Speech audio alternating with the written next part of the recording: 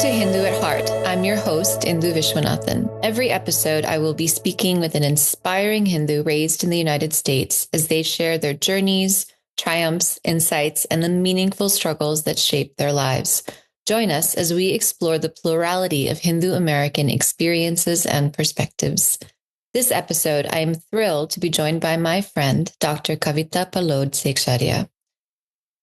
Kavita Pallod Sekhsaria is the founder of KPS Psychotherapy, a private practice focused on providing psychotherapeutic services to the South Asian community. Dr. Sekhsaria's doctoral dissertation, Hindu-Indian American Conceptions of Mental Health, focuses on unpacking how understanding a Hindu worldview of mental health can enable greater access to mental health care. She also serves on the Hindu American Foundation's Board of Directors. Welcome, Kavita. So we're just going to start off with some sort of foundational growing up questions. What did it feel like to grow up Hindu in Texas in the 1980s and 90s? And can you describe the community you grew up in? Yeah, absolutely. So it's just such an interesting layer of things because it was Texas, but it's also Houston. And I still think as I've left Houston and traveled the world a little bit, that the Hindu community in Houston is really special. And, my dad was really actively involved. My mom was involved too in different ways. And, growing up, we went to Shaka for a lot of our Hindu exposure, a lot of our Hindu friends. And one of the biggest things every year was Janmashtami, not, Diwali or Holi or anything, but Janmashtami, which I think was different. But it was because that was a one-time year that they were really able to get all of the Hindus in Houston at that time, right? A more manageable sized community to come under one roof and to be able to really own this idea of you go to that mandir, you go to this thing, you do that thing. But we're united and there's a sense of community, a broader sense of community. And I think just the older I get, the more kind of special that feels.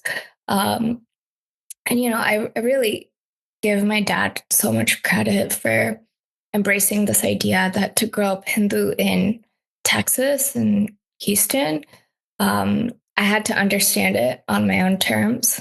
And he wanted me to ask questions. And when he couldn't answer the questions, he had such a great, treasure trove of resources to be able to connect me with. Because, it was Texas. I will say I was often told about our Lord and Savior, Jesus Christ, on the bus ride home. And I think I was in sixth grade when my parents gave me a Ganesh pendant for Diwali or something, wore it to school, and someone, well, we were friends, but she's like, oh, you're going to hell, right? And I was like, no, didn't. Don't think I agree. But that kind of sentiment, that kind of interaction is just, I think more present down there. And so going back to even my lunches got made fun of, right? Being vegetarian was questioned. And when I came home and I was like, why are we vegetarian? I think it's important that my dad was like, let's go to a PETA meeting, right? I'm not just going to tell you that we do this because this is the way we always have been, or some other explanation. I think PETA, does it best at making it really clear why we personally are vegetarian. And so I think stuff like that really, really shaped kind of my experience of being Hindu, and of having people who would tell you okay, when this comes up at school, these are ways that you can talk about this. And so, even I was really shy. I was painfully shy. There are stories about me having to ask my cousin or other people to introduce me, right? But there was, in spite of that, this confidence of like, I know who I am, I know what Hinduism is, that like whenever it came up in a classroom, I felt like I could be like, hey, this isn't quite right. And hey, like, here's where you can come if you want more resources, right? We're doing a much better job now, but even then, even in the 90s in Texas, like I could be like, here's a better representation of what we believe, which I think had an impact on my classmates, even if, being told about, again, our Lord and Savior was a pretty common experience. So, Were yeah. you in public school? Yeah. And how was it? How did your teachers receive that when you said, well, actually, this isn't quite accurate? There's some other resources. Yeah, I would say I think my teachers were always like really open. And Houston is special too, right? Houston's actually pretty diverse. And I think it was always more of an issue of like lack of knowledge than like a lot of bigotry in a lot of ways. And I think that's why it was also important that like the ways that we had our conversations and the ways that these resources were offered was always with like this assumption of like, we just want to help you, we know you're doing a great job, and just because we're correcting you is because we live it, and it's not because we think that you're coming in as like bigoted or racist. And coming in with that like open like positive assumption of positivity, I think made all of the conversations we had really positive. Yeah. I mean, what you're describing reflects what I hear consistently when I talk to people across generations and across the country, which is that with a few exceptions, most educators in the K-12 space are actually really open to learning from people from within the community. They're just using the materials they have in front of them, but they're completely open to and welcome that kind of interaction. And I think, like you're saying, especially if it's shared from that space of like, we're here as a resource for you. We're not here as we don't see you as an antagonist, but we see us as a community here as a resource for the educators. So what I'm hearing from you and we're talking about Hindu, oftentimes this idea that there's discrimination or that there are bigoted ideas about Hindus, people try to set that aside and say, no, it's along race lines or it's along other lines. It's not about Hinduism or being Hindu itself. Does that argument, how does that hold up against your experience? It just doesn't track, right? The things that were said were so specifically about being Hindu and coming from a really limited lens of what it means to be Hindu. And I'm not going to deny that I didn't occasionally catch some Islamophobic crossfire at times, or that there was nothing racial too. But I would say, like, yeah, even like the Islamophobia, and the comments of like, hey, Kavita, don't, bomb school. I'm really excited about my presentation tomorrow, post 9/11, was, I don't think it's fair to just, minimize that as racial. The Hindu stuff was like really specifically like, oh, you guys worship a lot of gods, or like, oh, you're vegetarian. And obviously, anytime that caste came up, it's like, what caste are you? Your family really does that? Like, you guys just are so discriminatory at the core. And so there was definitely like really specific experiences that it was my faith, which, like, yes, it's true. It's not as visual unless I am wearing, the little Ganesh pendant or something else. I was never one that, wore tilak or bindi to school or anything like that, or kind of more like strong visual reminders the way that race can be. But I don't think that changed my experience in Texas. I would definitely say that I experienced more comment, I guess.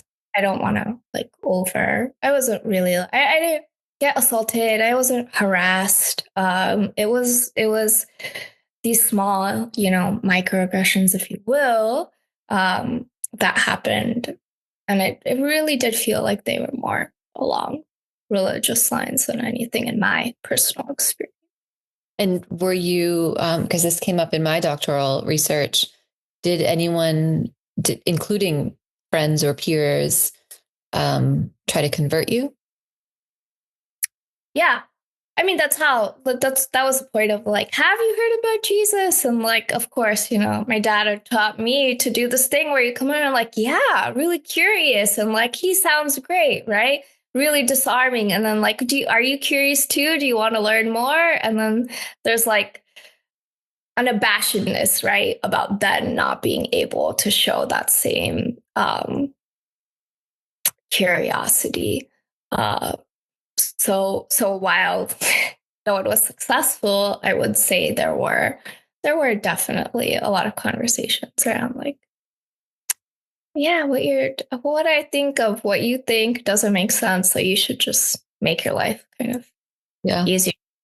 Yeah. Pain salvation. In terms of your own journey, because you mentioned, and I relate to it so strongly, this very strong message from your dad, from your parents, that being Hindu is about, it's an inquiry tradition. It is about asking questions. What kind of questions arose for you internally about Hinduism and being Hindu as you got older and started heading towards college? Yeah, it's a great question. And, I will say,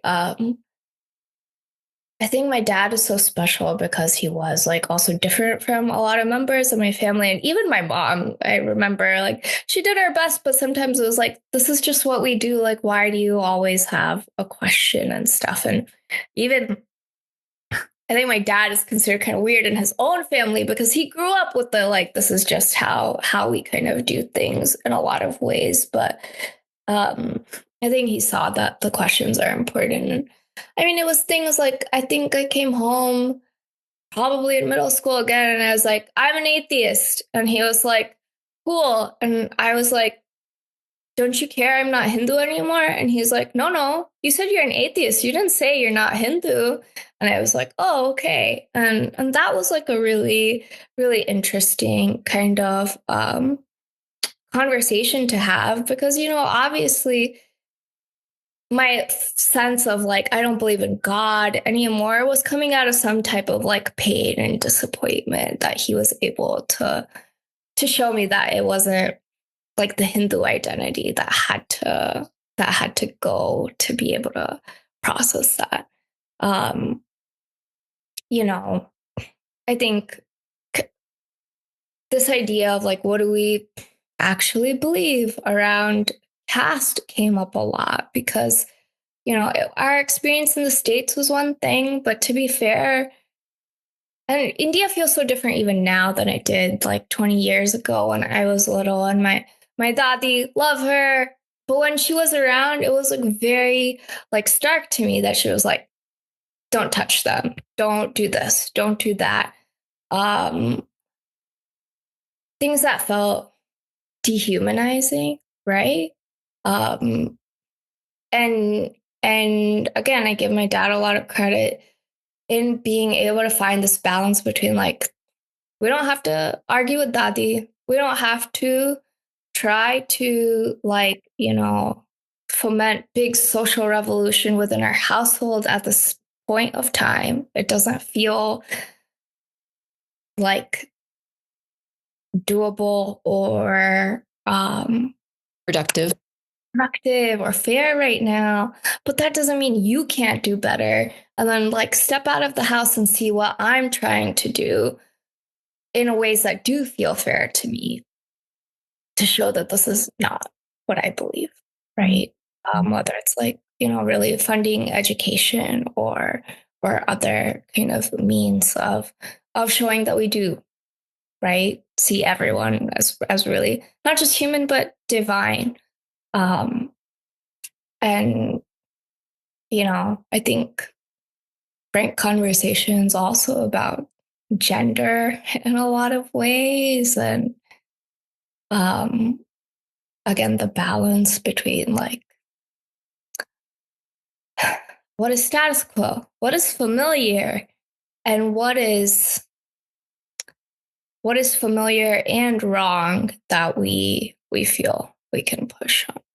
Right. It's an interesting reflection back on, well, that's what we do, right? Which parts of what we do are because there's a really important theological reason for it or spiritual reason, and what parts do we do because we've just socially normed around things that are actually quite dysfunctional.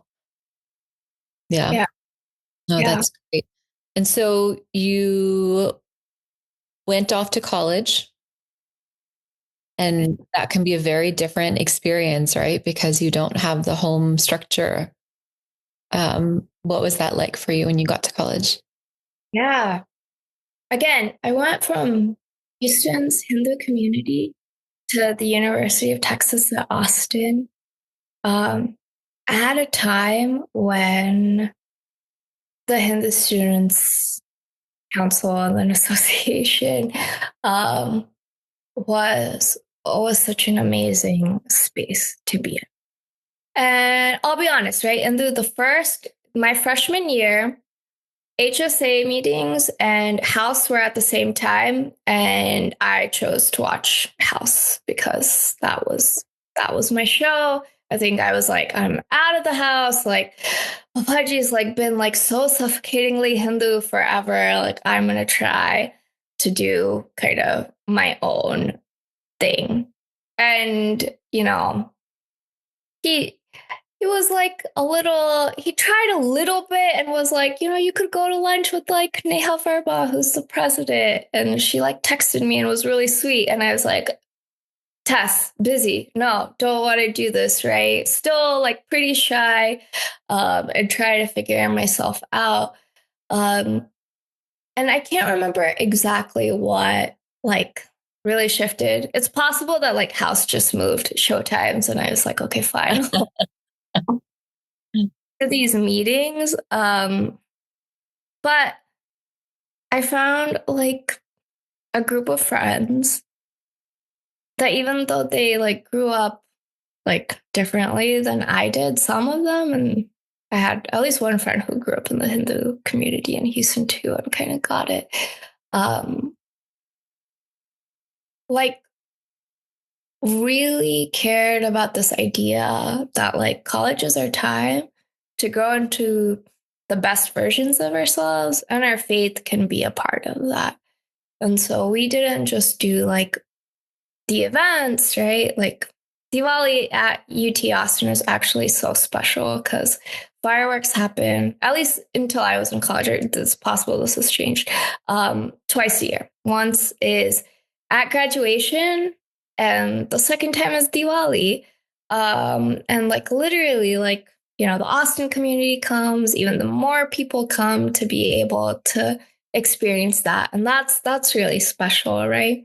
But it's also like so cool to have like a group of people who are just asking questions and like leading conversations with each other together. We did like a series of meetings that was like a character analysis of different characters in the Mahabharata, right? Like really trying to understand Draupadi better, trying to understand Karn better, trying to understand so many people that have a lot more layers, right? I think we did the Ramayana first too. And I remember the meeting on Bharat and the meeting on Ravan being like particularly so thought-provoking, right? Because these are again ancient texts, and we're college students trying to figure out like our dharma or like just what we want to do, who we want to be together too. I think, it's what you're as an educator, as a pedagogue. For me, it's like the moral certitude is often what's affiliated or associated with religion and religious stories, but it's really the moral dilemma where you can pull out so much relatable content and ways in which to engage. And that, I think a lot of that is what feels a little bit more timeless, or eternal, because those dilemmas, we're constantly facing them. I mean, they might appear in different forms for us now, but they're pretty much the same dilemmas. Yeah. And how to navigate that, right? It's very easy to think of someone being sort of pure and righteous and all of that, but most of us are like pretty much know we're going to be back here again many times. And so how do we navigate our lives, in that context? Exactly. Right. Because like you think about Ravan and it's like, would you say he's a good brother though? Putting everything else to the side for a moment, like what would we really do in the position where like we just want to be there for a sibling in particular, right? And then, you read like something like Defending Jacob, which I think is that dilemma in like a really different way. And I think there's so much richness, especially when, you think about how the epics sometimes give us like the two characters in the same dilemma reacting to it differently and how that unfolds for them, right? Whether it's like, okay, Kumbhakarn, Vibhishan, right? Like think about what you want to take from their stories. We're not telling you, it's not prescriptive, right? But like how the story goes can probably inform you as much as the lens with which you're reading the story. Right. Absolutely. And probably, I'm sure, certainly that changes. Even over the course of 4 years in college, you change so much. And so the way you're engaging with that changes. So was it in undergrad that you realized that you wanted to head in the direction of therapy and psychology? So kind of. I did get a degree in psychology from UT, but I also got a degree in education. And I was a pre-K teacher for 2 weeks, and taught kind of elementary school in some capacity for a couple of years after I graduated, because I think I had a strong sense, and I wasn't wrong, right, that it's one of the most impactful ways to give back to society is to be there for young minds and help shape them. But I realized I wasn't good at it. And I think I had some combination of like fear of the idea of going to grad school, some parental pressure, to be fair, because they were like, who will marry you if you're more educated than them? A teacher sounds like a great career for you. My mom more than my dad, to be fair. No disrespect, but that's how they were both shaped. And probably, yeah, maybe I just wasn't yet ready then, but it was teaching and failing that made me realize that I wasn't good at teaching, but I was capable of working harder and doing more than I had realized, because I really poured like my soul into trying to make it work.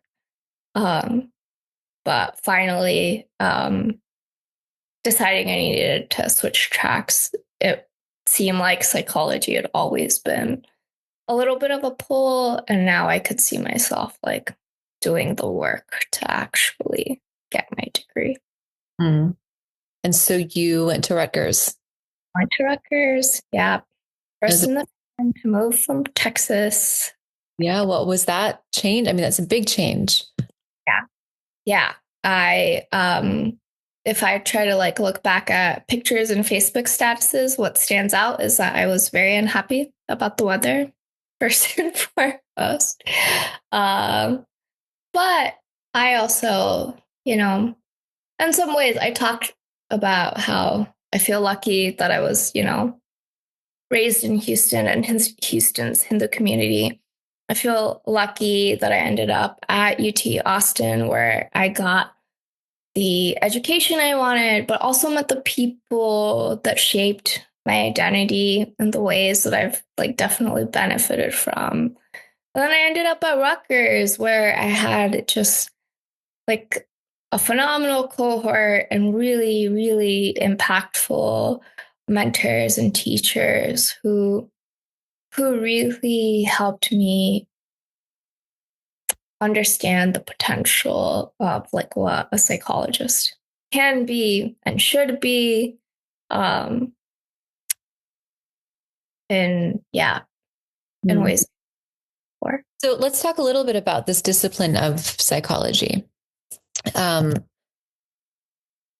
especially in the context of becoming, in the counseling space of psychology or therapy.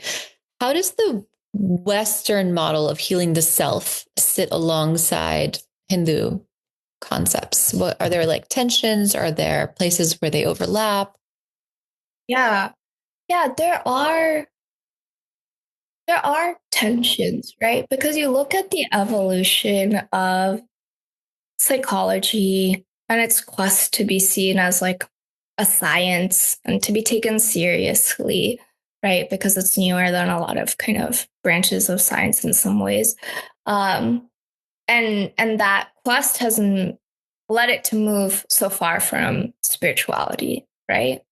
And so in Western psychology, there's this sense that you have to go inside, right? And you have to understand the individual to like heal and grow and everything. And I'll give Western psychology the like grace of saying it's not that like they're only individualistic. Like there are so many, and if Freud said the point of psychology was to like work and to love, then like that's understandable, right? It's not just about the individual. Like relationships are seen as important. Fulfillment is seen as important. But inherently there is an individualistic sense of not necessarily being connected to something bigger than yourself, right?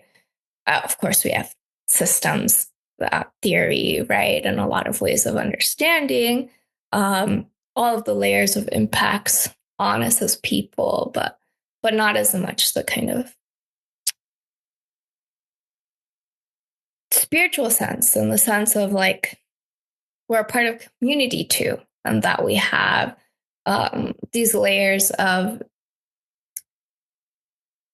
like indebtedness and benefit from that lens that is so Hindu at its core, right? And so when you try to understand Hindu Americans, I think, and the American part is important, right? Because we are socialized in this country to really be trained to think about ourselves and our impact and all of that, with a religion, a tradition that pushes us to understand ourselves as more than just that. There is inevitably tension, and I also think that psychology as a field continues to grow in some directions that I find incredibly frustrating and rife with the potential of problems, but also like in the ways that are, I think, really interesting and important is being able to understand kind of the ability to kind of believe multiple things at the same time, the ability to hold multiple identities without experiencing conflict at the same time. Yeah, absolutely. Absolutely. What you're getting at, and correct me if I'm wrong, is that you can't really engage in psychology without operating from some assumptions that are metaphysical assumptions about just what it means to be. Yeah. And there are strikingly different concepts of what it means to be from a Hindu perspective. And that plays out, that's where when we think to be, that's sort of like even beneath the layer of identity, beneath ego and really the self. But when the conversations we're having are only operating from ego outward, and not that those aren't important conversations, we're living in that world, but it can play out in ways that, that these tensions are pretty obvious. Yeah. I feel like that was stated so much more eloquently. Yes, right? It's like, yeah. I guess the other question I have for you is, we have these concepts, and I didn't get to read your entire dissertation, but I did see that you were engaging with, um, um, you did an interview study, right, with different groups of people, and one of those groups was sort of like Hindu American attitudes towards therapeutic, counseling, that type of thing. And so I guess the question I have is not just in terms of theory, but also, there's often a huge theory practice gap for Hindus in everything. Like, we talk a good game, and then when it comes to actually living it out, life's a lot more complicated. Doing it is a lot more complicated. And then, as you rightly said, being socialized in a country that's constructed upon a very different metaphysical concept of being creates these, I don't know, you could see them as opportunities. You could see them as misses. I mean, it's complicated. The whole thing is complicated. So how do you see that, either drawing from your dissertation work or just what you've seen as a practitioner in the field? Do you see that playing out? yeah, like, I remember that one of the stats that I found while doing my research that like still stood out to me is that Hindu American therapists are amongst the least likely to seek therapy themselves, right? And overall, I think therapists don't seek therapy as much as you would think they would, but I think it was more for Hindu Americans. And so you start to wonder, like, what are the layers of like why that is and how the stigma itself is internalized, but also how they're feeling like the gaps of the ability to really properly connect with someone who actually gets them. So again, just it's always the gap, right, between the theory and the practice in a lot of ways. And then, on the other side, I was talking to, the three groups of people, right, in my dissertation were people who engage in Hindu spiritual care in some capacity, Hindu American mental health providers, and then Hindu Americans who may receive care, right? And even though it's me, even though this dissertation is like clear in its purpose, I met spiritual care providers who are like, yeah, I would never refer anyone to you. I think your field is deeply hypocritical. I think this is the language that was used, right? And it's all wrapped up and really complex in how to think about the ideas of what it means to be well, what it takes to get there. Again, the interplay of like being raised in this very individual society, but having a sense that we're stronger when we're able to recognize that we're a part of something bigger than ourselves. And, I think honestly, the thing that stood out to me most is the opportunity here, right? Because what are the biggest criticisms today of therapy? That in spite of increased access to care across the board, that the prevalence and the incidence of mental illness has also only gone up, which implies that there's something wrong with the treatment. It's not actually addressing what it needs to address, right? And you could say, and I would agree, that one of the things is that the more self-conscious we are, the more our experience of anxiety and depression goes up, right? And so if that comes back to this inherent framing of individuality, then we have this opportunity to be like, okay, Hinduism teaches us, and you don't have to be Hindu to see that you need to focus less on yourself and get out of your own head in order to find peace. And that therapy isn't always actually going to be the solution for everyone. Yeah. We have talked previously about Jonathan Haidt's work. Yeah. And I think that that's rich we could probably have an hour-long conversation simply about that work. But the first book, The Coddling of the American Mind, they, both authors, they talk about, the shift in, and this may be more in the pop psych space or the sort of cultural psych, like the public perceptions of therapy and psych talk. I don't know about the profession itself, but that it seems like it's in the title of the book itself, but it seems like there's a shift in recognizing some of these things like anxiety and depression into almost creating like a social system. This may be my interpretation of the book, that kind of, there's like a secondary reward for having a mental health diagnosis in society versus therapy providing you with the tools to navigate life, because life is a bumpy road. Yeah, no, that's exactly it.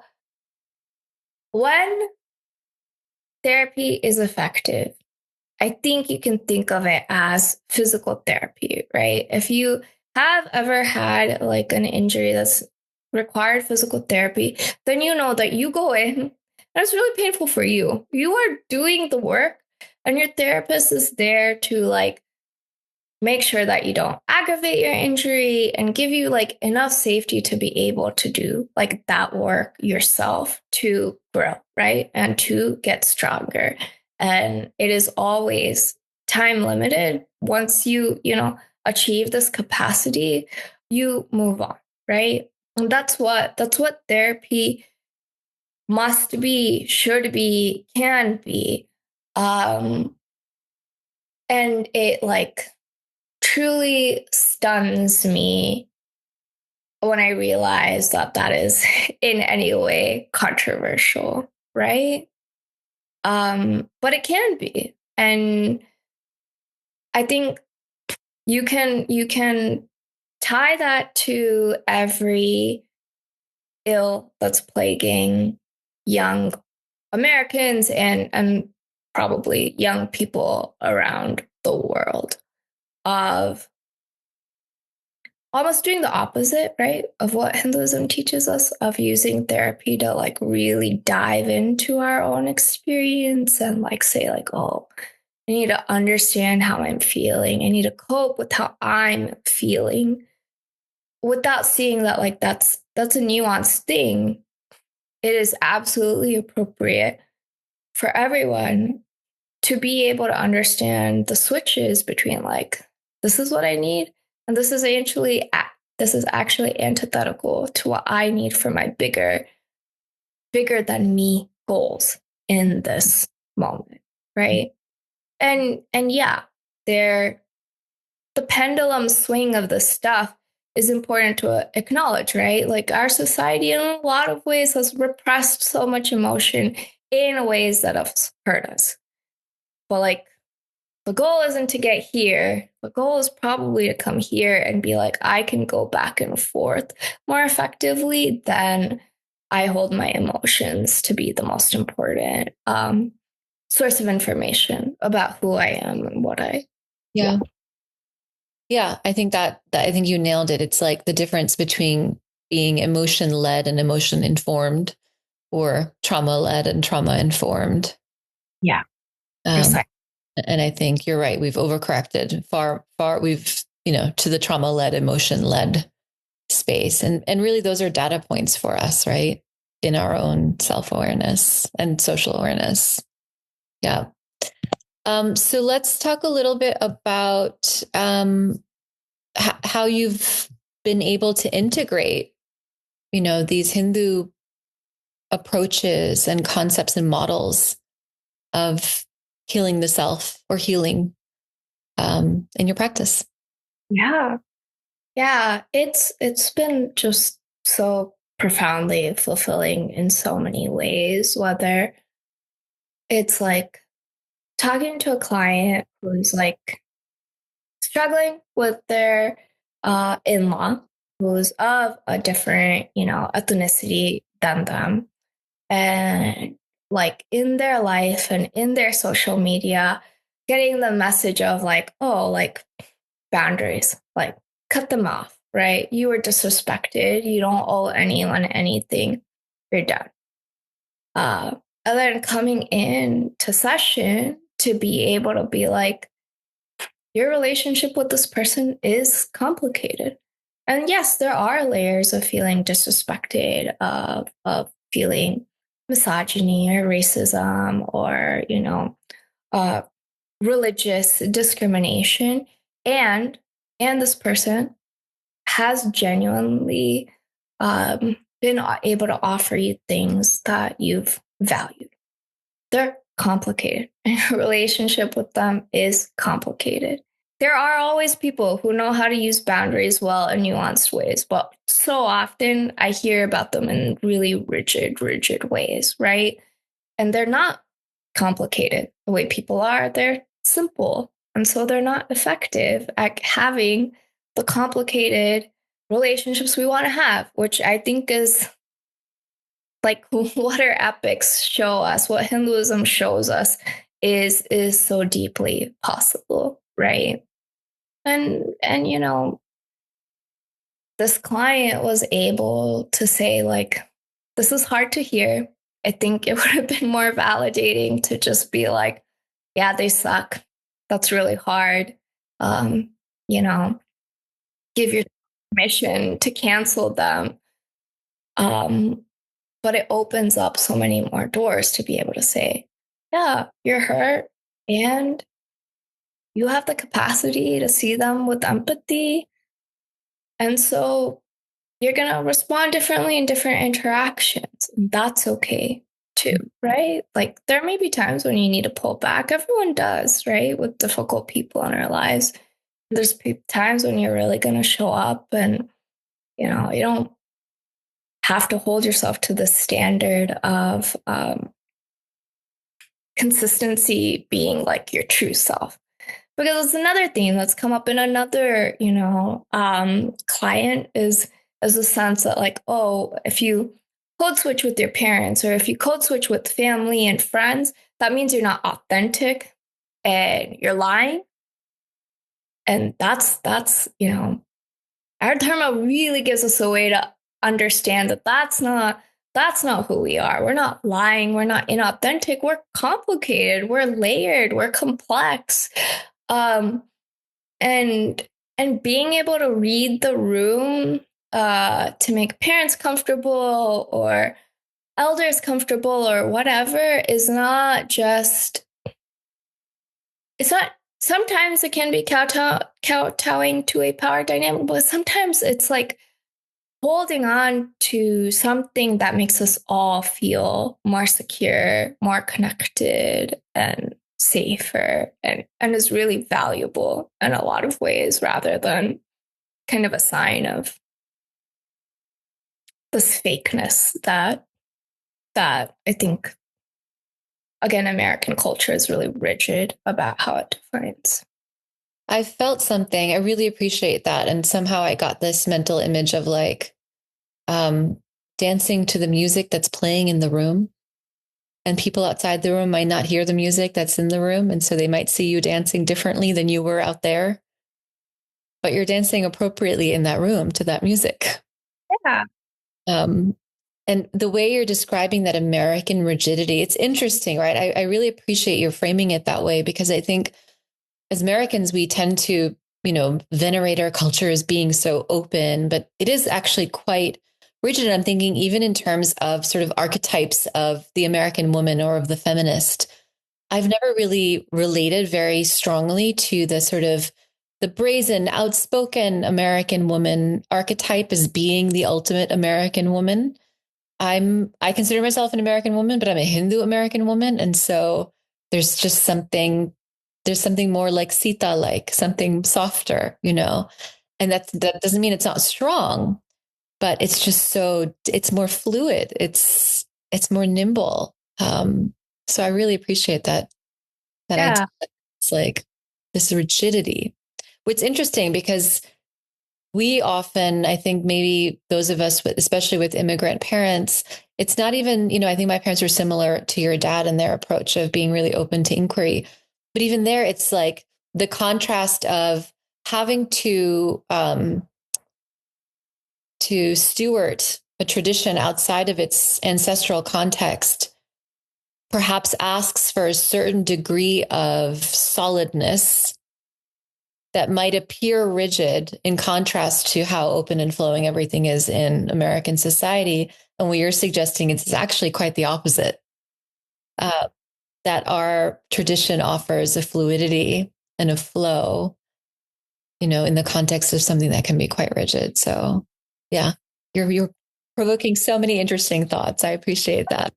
No, that's why I love this dialogue because, Induji, also when you think about like rigidity can be so deeply associated with masculinity. And there's something so inherently feminine about fluidity, right?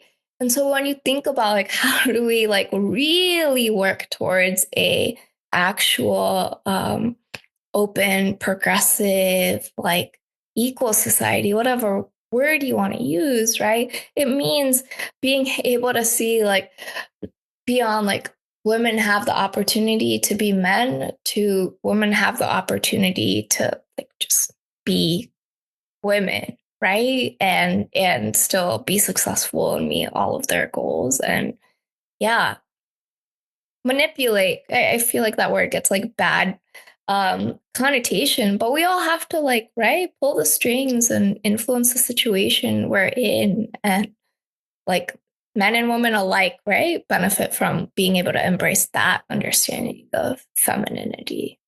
Yeah, absolutely. I mean, it's going to show up whether or not there's a permission for it. It's going to show up. I want to switch a little bit back to sort of looking at your field. As someone who has, such a layered lens, you're professionally trained in psychology, you're personally grounded and so in touch with this Hindu perspective, right? Not just Hindu identity, but Hindu perspective looking out. What has it been like in your professional space of psychology? Yeah, complicated, right? In a lot of ways. I I have a lot of fears for the field, right? And one of them is that I think we see rigidity and an illiberalism affecting academia across the board. And again, props to Jonathan Haidt on all of his work in articulating that. But I think how it particularly impacts like the field of psychology is the challenges we're seeing in being able to interrogate the work, interrogate the field to really ask like what are the iatrogenic effects of therapy, right? The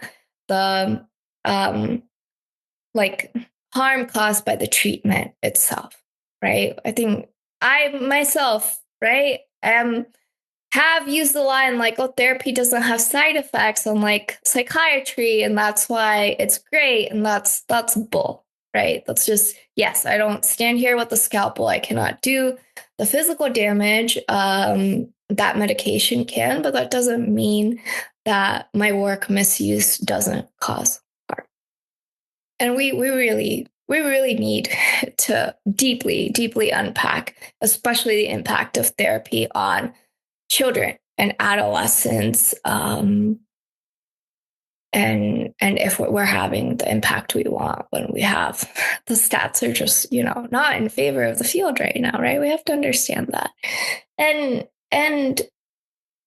also like the politicization of everything has impacted the field as well in ways that I find like deeply challenging.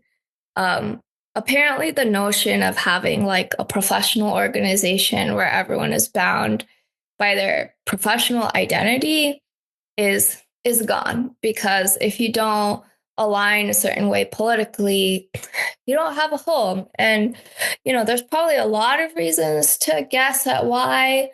Estimates range between 80 and 99% of like mental health professionals tend to be left leaning, if not straight democratic. I think earlier in my life, I would have been like, it's because we're more compassionate and we're more empathetic and we're more open. And it's not that I don't think those things may not be entangled with this. But what I do know is that if that's a field, and half of America in particular is politically leaning Republican, right? We have a problem in meeting the mental health needs of the community, especially if more and more people are taking the tack that therapy is a space to bring people to align with the agreed on philosophy. And so, professedly, admittedly, quite liberal Hindu American, it's been just infuriating to find that, like, I can't share the PSA, the public service announcement on suicide prevention, with a group of Asian American psychologists without being told that, the name HAF is so triggering to people that the resource becomes unacceptable to share.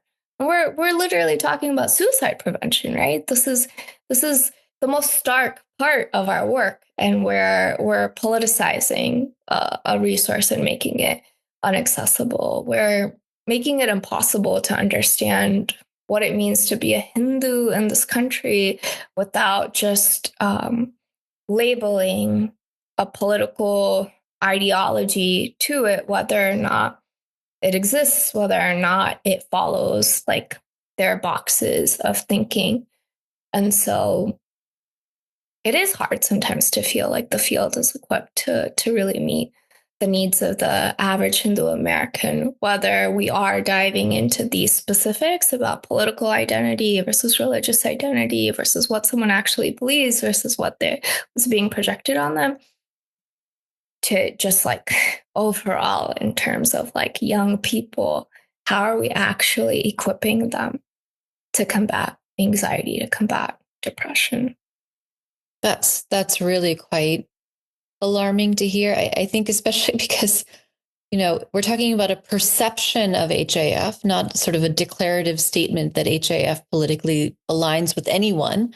And of course, in my experience of HAFs, that they're actually quite left leaning, but it's the perception of the organization.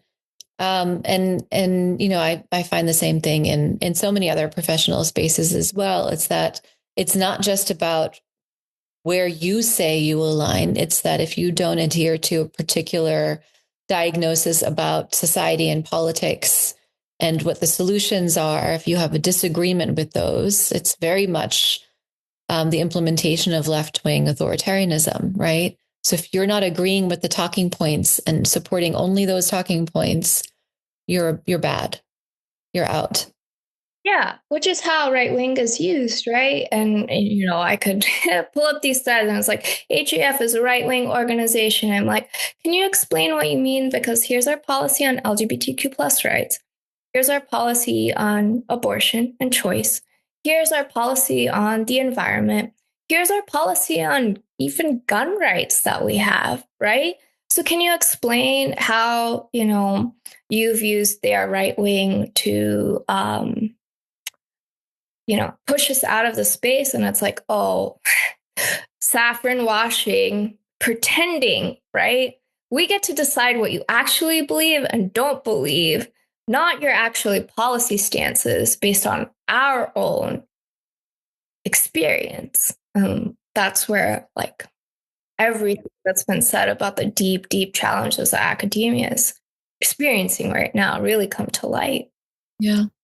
I mean, as you said, it's alarming when we're talking about people's lives, right? There has to be a line where we agree we can set all of this down and just come together to help people who are in the greatest crisis and need us to set those things down in order to help them. That's incredibly distressing to hear. And I can't imagine how that feels for you in the profession itself.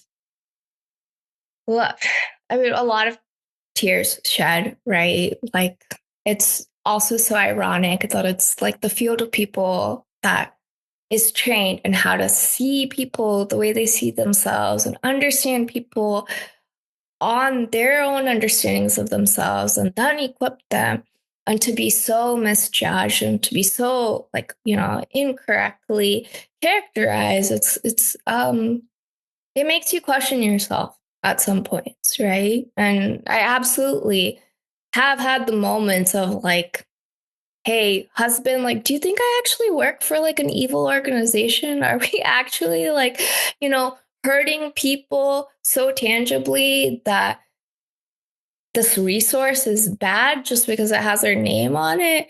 And he's like, how can you not see the truth right now? Like, because someone wrote an email, like, just please take a deep breath, give our kid a hug, and see that you're grounded because you question yourself, right? Maybe if I never stopped to be like, is HAF evil? Then I would be a lot less proud of my work. But because I know that I do, I stop, I ask, I think. I'm Hindu. My brain is Hindu, right? People love to say Hinduism is a way of life. And then I realized that actually a lot of people of different religious traditions see that about themselves. It's really beautiful. Everyone sees their faith as like a way of life. But Hinduism is a way of thinking. It wires your whole brain. And that is like what's so profound and beautiful and, prophylactic against depression and anxiety too, as I'm like just raving about all the benefits. Oh, that's really lovely. It's a way of thinking. I really like that. Let's shift over. You mentioned hugging your child. Let's shift over to your young mom. What are some of the ways you talked so beautifully about how you were parented, how your father guided you? What are some of the things that you're doing for your kids, and how is all of this impacting both the Hindu upbringing, but also your experiences in the space of mental health? How does that all inform some of the things you do with your kids? Yeah, it's the best journey and the most infuriating at times too. I think probably, to be fair, every year I'm like, man, another Diwali, another Navratri, another Holi where I didn't do like some of the stuff I grew up with, some of the stuff I would like to do. And I'll save you the rant about how social media thrives on fomenting mom guilt, but it's there. But I'll try to, bring myself back to the things that we're really proud of, right? Is that, on Vasant Panchami that we pulled there's a series of books that are like organic chemistry for baby and nuclear physics for babies and stuff. And those were the books that we did puja of because they love those books, and it brings together everything that we want for them in ways, right? That Teg and Arya are working on having the visceral reaction to putting their feet on things. We're not quite there yet, but we're working on that, right? We want them to understand that respect is like something you physically do with your whole body every day. It's in how we talk about our relationships with people. My kids are 2.5 and 4.5. It is developmentally appropriate for them to be as selfish as they are, right? And we're always talking about how there's something that they're a part of that's bigger than them, right? And right now that's family and the household, but I hope they'll really come to understand what that means for community, whether it's in like the small conversations about why we compost or or the bigger conversations about our bigger choices. Yeah, we're trying to teach them to regulate their emotions and um, give them more of a chance to express themselves maybe than we had when we were growing up, because we see the benefit of that. And Arya knows to say Om Namah Shivaya when she's feeling like she's about to hit her brother. And I think that's really, really cool.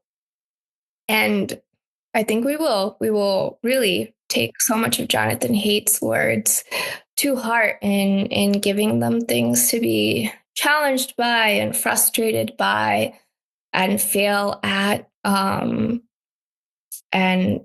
and the opportunities to learn that, like, yes, be informed, feel your feelings, know your feelings, but they don't have to be your only source of information. And, like, intent matters actually, and you get to choose how you relate to people and how you connect to something bigger than yourself too. So yeah, aspirational rather than always practical, but we're trying, we're doing our best. And maybe the most, like, the thing we can do is give ourselves grace in knowing that it may not always look the way it did for us growing up, but it matters that we've got the way of thinking. Yeah.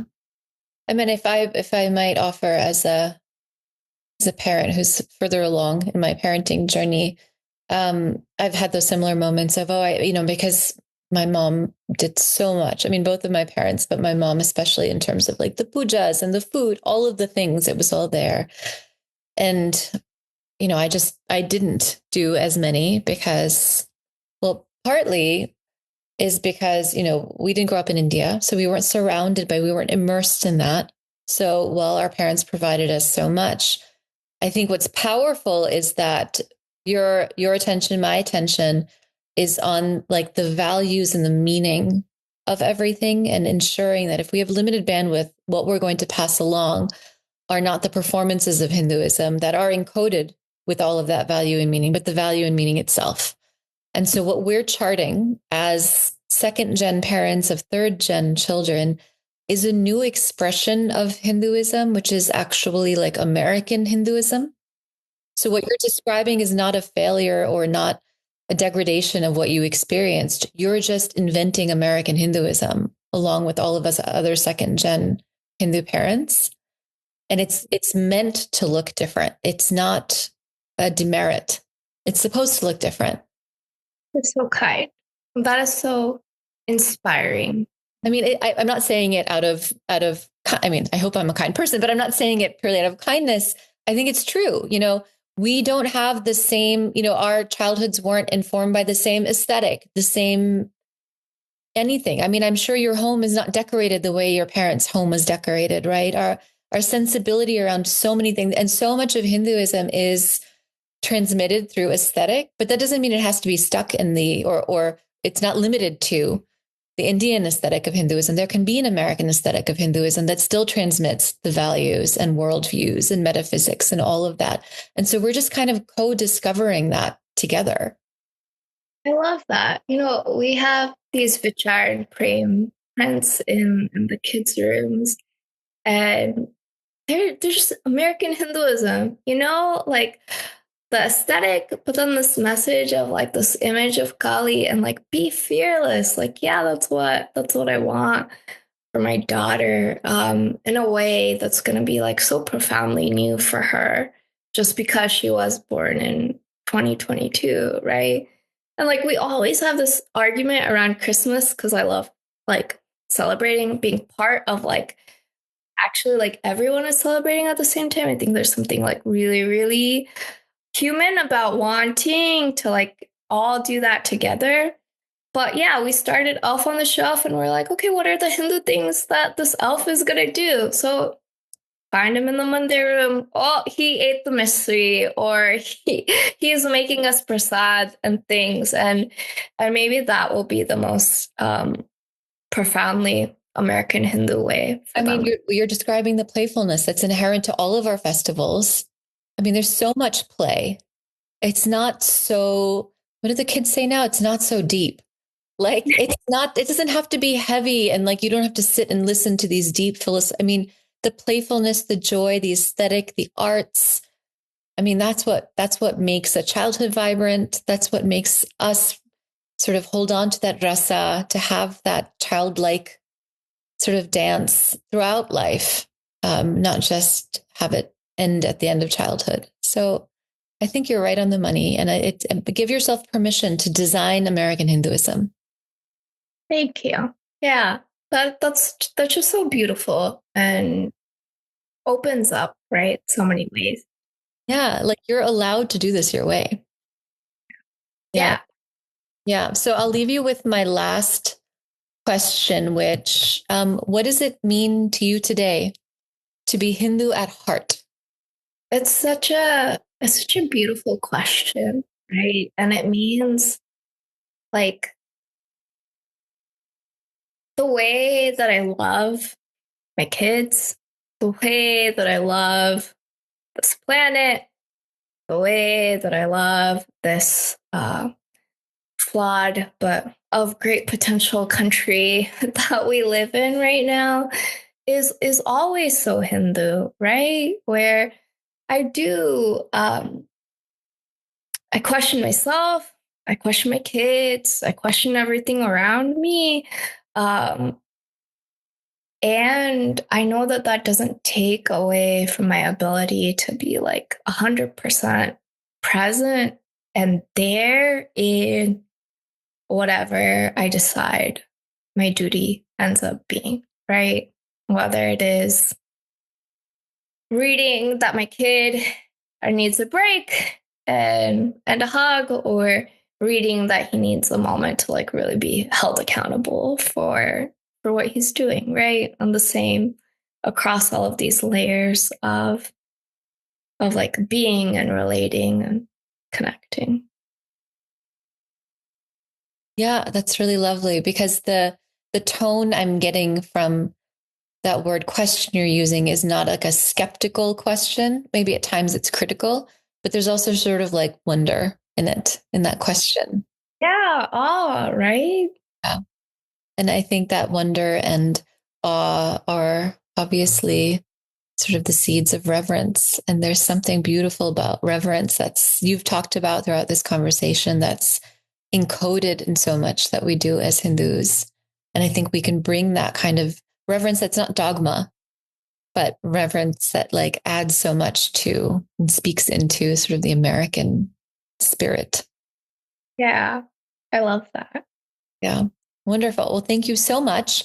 You do such incredible work. Where can listeners find your work or follow you or support you? Absolutely. KPSpsychotherapy.com is my website and my home for all things, whether you want to reach out. Even if I'm not the best fit for you, I take connecting people with the best provider really seriously, and I'm here for that always. And if you're out there doing research, please definitely let me know how I can support you on Hindu understandings and Hindu, just psychology in general, or yeah, growing up in Texas, whatever it is. Please, everyone, feel free to connect. Wonderful. And do you have any projects or things in the pipeline, or? It's a great question. Really trying to make premarital therapy for our community a thing. Working really hard on that. I think it's surprising that it is absolutely a part of our tradition, even if a lot of us aren't familiar with it or associate it with the Catholic Church. And even if it's not familiar, it is so profoundly constructive in forging really, really meaningful relationships and marriages, not just weddings. So I'm excited about doing more of that. Wow, that sounds incredibly meaningful. Thank you so much for joining me. Thank you for all of the work that you're doing and just how you are. You're such a delightful human being. Thank you so much. Well, you're just so easy to talk to. And so I feel like the gratitude is all mine to you for this opportunity. Well, that's it for this episode of That's So Hindu. If you enjoyed this episode, please share it now with someone who you think will like it too. Please also like, follow, and or subscribe to this show on whatever platform you're listening to it on. You can help ensure that more of these get made by making a donation to HAF at www.hinduamerican.org/donate. Thanks again for listening.